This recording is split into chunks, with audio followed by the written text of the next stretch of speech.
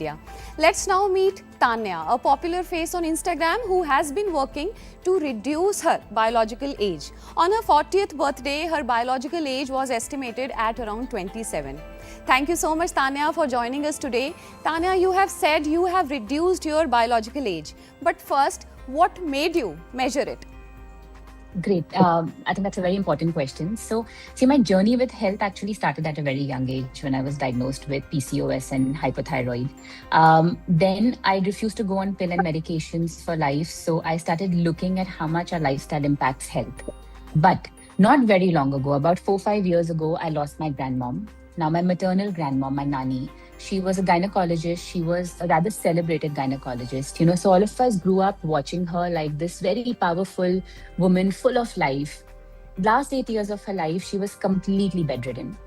And watching what that did to somebody like her, not just physically, but mentally and emotionally, was not just heartbreaking for us, it was absolutely excruciating. And this made me realize that while healthcare has done so much to increase our lifespan, this long life without health, without the ability to do the things that we love doing, and the ability to do things on our own, without all of this, a long life actually becomes more of a punishment and almost a prison.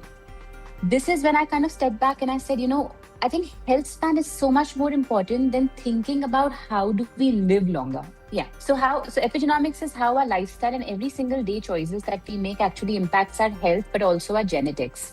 And this is where the concept of biological age came into my life for the first time. Now, Tanya, also do tell us that how much did your biological age change and over what period of time? Right. So, I actively started working on my biological age only 5 years ago when I turned 35. And the starting point was for me to understand that it is not a one size fits all. What works for somebody that I'm watching on, let's say, on Instagram is not necessarily something that will work for me.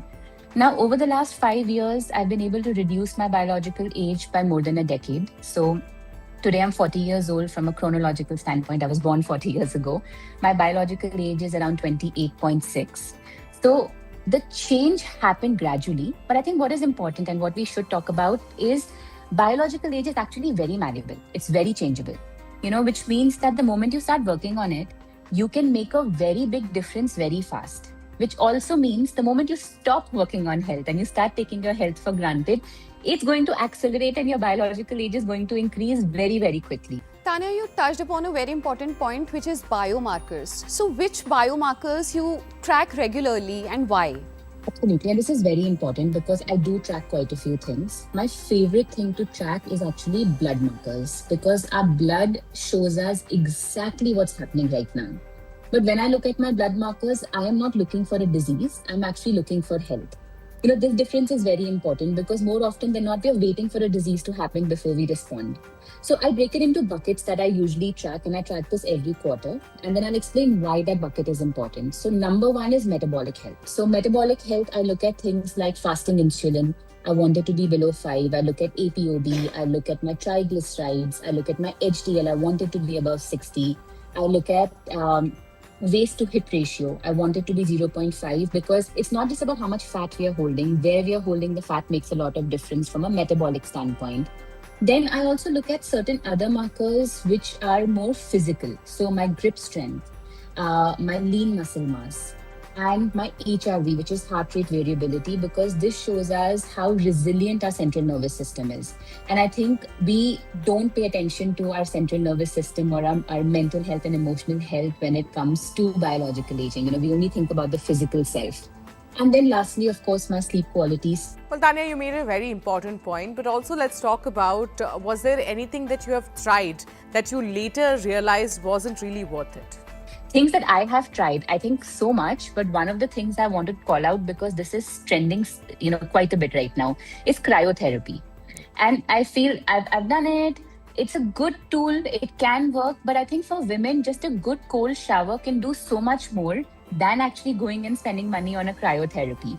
Now, Tanya, based on your experience, what's one longevity habit that costs nothing but can make a meaningful difference in someone's life? Love this question. I'm going to say two things, right? Number one is sleep. consistent quality sleep is so underrated but makes such a significant difference. We have studies showing that one night of sleep deprivation can reduce insulin sensitivity by 20%. Imagine when you're not getting enough sleep day on day, what happens? Now, second, I have to add another one because I feel like they go hand in hand is strength training. Heavy lifting, especially for. So, Tanya, what is the biggest misconception people have about slowing aging? No, appreciate that. I think the biggest misconception is mistaking age reversal or longevity with anti-aging. It's not anti-aging. People thinking that when we start this journey, it's about looking like you're in your 20s, never getting wrinkles, never getting gray hair. That's not what this is at all. This is about functioning, moving, and feeling the best that you can at the age that you are.